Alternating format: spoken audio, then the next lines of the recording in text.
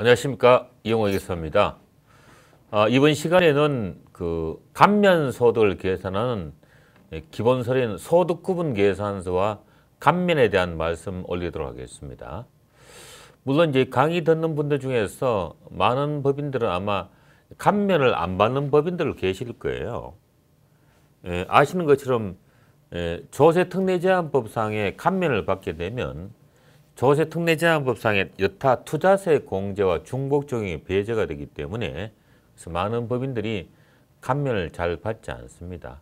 그렇지만 이제 중소기업의 경우는 중소기업 특별세 감면이 감면의 중요한 하나의 조세 지원 제도이기 때문에 감면을 많이 받죠. 그래서 해당 대부분들이 꽤 계실 것 같아요. 그래서 감면에 대한 근거서인 소득구분 계산서와 감면 계산을 살펴보도록 할게요.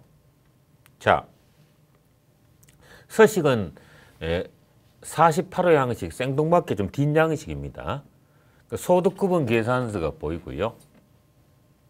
자, 보시면 이제 밑에 하단에 과목 구분 코드 합계 감면문 또는 합병 승계 사업분, 요거는 구분 소득은 세금 감면뿐만 아니라 합병 승계도 승계받은 사업과 기존 사업을 구분하는 데 쓰이거든요. 기타분은 이제 감면분 이외의 과세분이 되겠죠.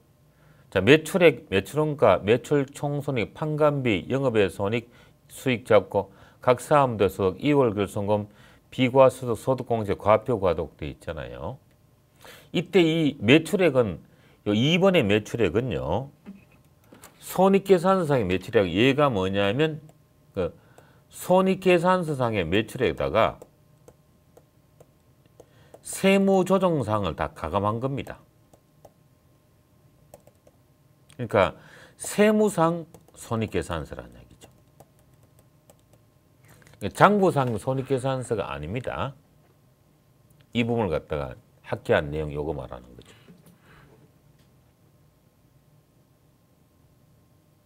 그래서 여러분 이걸 작성하기 위해서는 물론 이제 지금 제가 사례로 말씀드리겠습니다만은 세무상 손익계산서 구하는 게 1단계고요.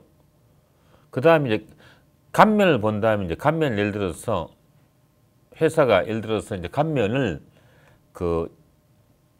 제가 중소기업 감면을 말씀드린 다음에 이제 제조 부분하고 토소매 부분하고 기타 부분이 있다고 치면 요걸 갖다가 이제 배분한다는 얘기죠. 그러니까 매출액은 요거는 개별 입금이 되기 때문에 그냥 그대로 가져가는 거죠. 매출원가도 개별적인 송금이 되는 거죠. 제조업의 매출액에 대한 것들은 매출원가, 토소매의 매출액에 대한 매출원가고 기타 부분이 있으면 뭐 임대라고 좋아요. 임대 부분에 대한 매출액에 대한 매출원가 대응시키는 거죠. 이렇게 해가지고 밑에 내용이 매출 손익을 구하는 겁니다. 내용 자체가. 요거는 실제 수능이죠. 그 다음에 이제 판관비는 이렇게 이제 손익계산상의 판관비에다가 세무조정사항을 가감하게 되면 세무상의 판관비가 나오죠. 이걸 갖다가 개별분하고 공통분하는데 이제 판관비가 개별분이 참 이게 구하기가 쉽지가 않아요. 예를 들어서 뭐 인건비 자체가 만약에 우리 회사가 제조와 토소매를 겸용하는데 여러분들 직원이 100%죠. 생산직에 종사하는 사람들은 제조가 맞겠죠. 그럼 관리직에 종사하는 사람들은 뭐 제조만 관리하느냐, 토소매 관리 또 그건 아니거든요. 그래서 이게 개별 송금을 구한다는 것은 참 이게 판관비 부분은 쉽지가 않아요. 뭐 굳이 따진다면 이제 뭐 해당 항목에 예를 들어서 뭐 개별 항목에 있죠. 개별 제조라든지 토소매 영업 해당되는 여기 이제 종사급여죠. 있다면요. 이마저도 없으면 할 필요. 그 다음에 이 자산들 제조나 조성되는 자산에 대한 감가상각비 같은 거죠. 이런 것들. 이해되시나요? 근데 거의 사실은 그렇게 하는 경우가 많지 않습니다.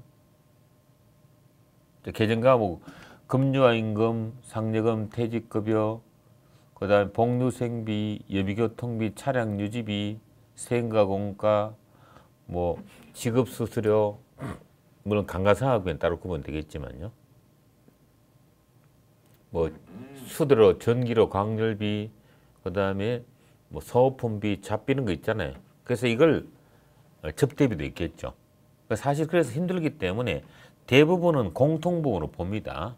공통부분을 봐서 공통 판관비는 개별 송금 매출원가 비율, 만약에 매출원가 비율이 여기에 나온 금액이 여기가 이제 70%고 여기가 이제 20%고 여기가 10% 나왔다고 치면 이 개별분에 대한 공통분의 판관비를 이렇게 이제 이 비율대로 배분하는 거예요. 내용 자체로 금액으로 이렇게 배분하는 거죠. 되셨죠? 그 다음에 영업의 수익과 비용인데 이 부분은 물론 대부분 다 공통이 맞는데 우리 국세청에서 보통 해석하기를 영업의 수익 중에서 금융수익 있잖아요. 뭐 이자라든지 배당이라든지 뭐 유가증권의 각종 처분이익이라든지 유형자산 처분이익은 사실 이거는 뭐 심지어 부동산 임대가 주업이라도 발생한 거니까 감면 수익과 관계없는 거니까 전부 다 비감면 소득으로 봐요. 이 부분은. 비감면 소득이 개별로 공통 물론 당연히 이것도 세무조정상 다 포함한 겁니다. 그러니까 손익계산서상에 이거 다 마찬가지 금액에다가 세무조정상을 다 반영한 거예요.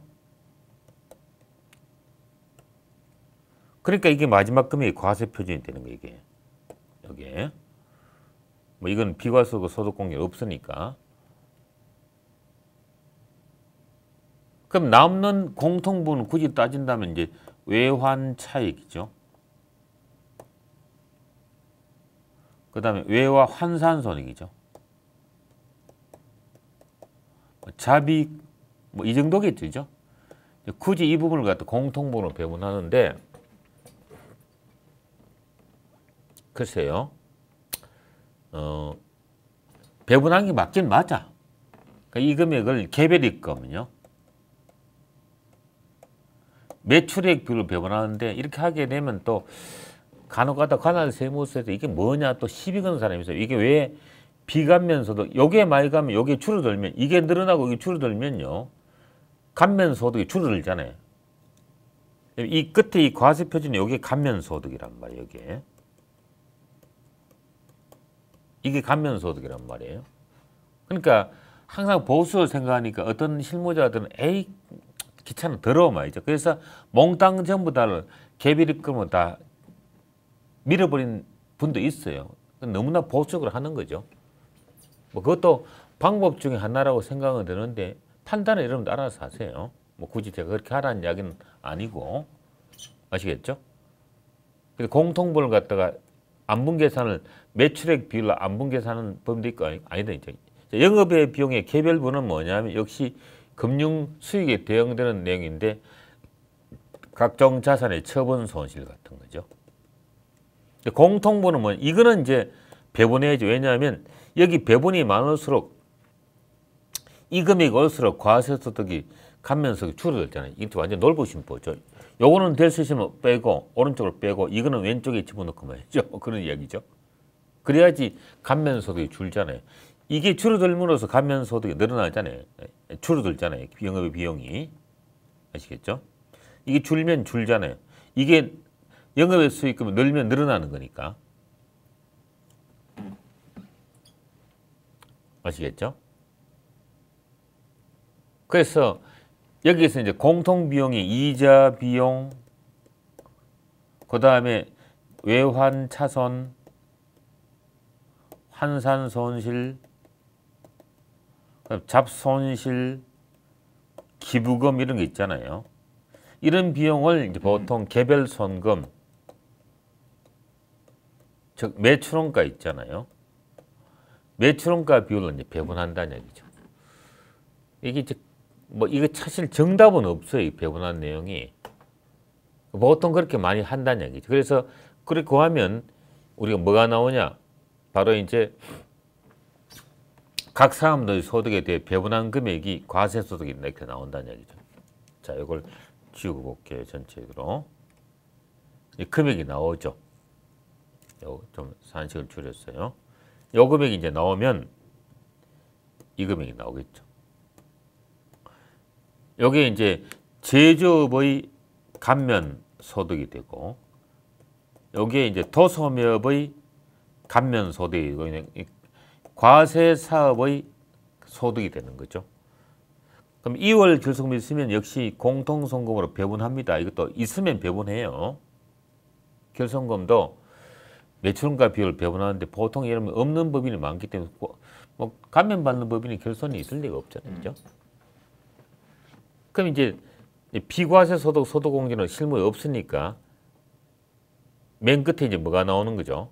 이렇게 이제 그 내용이 전체 이제 과세 표준에서 이제 여기 이제 A가 감면 사업의 감면 소득, B가 감면 사업 중에 도소매 감면, 요거는 비감면 소득이겠죠. 그래서 우리가 요거 있죠. 전체를 1번이라고 친다면 1분의 A가 제조업의 감면 소득이 되고 1분의 B가 도소매 감면 소득 구해서 법인세 산출세 곱하기 이 감면 소득 곱하기 감면율을 곱하는 거예요. 요게 이제 감면세가 됩니다. 이해가시죠? 그 세목의 사무실 근무한 분 중에 제 강의 들으신 분들은 거기 보면 스마트의 단계가 나와 있어요. 첫 번째가 손익계산서 계산에서 먼저 그 장부상의 손익계산서가 나오고 두 번째 단계가 세무조정의 반영 나옵니다. 세무조정상을 클릭하셔가지고 매출액, 매출원가, 판관비들 각각 하시고 그 다음에 개별 송금, 개별 입금을 뽑아내고 거기다가 적용 비율, 즉 배분 비용 비율 개별 입금을 할 것이니 개별 송금을 배분 비율 적용하고요. 그 다음에 그 공통 송금에 해당되는 사항을 모아서 클릭하기 때문에 이렇게 배분이 됩니다. 이해되시죠? 이렇게 해서 이제 소득 구분 계산을 하는 거죠.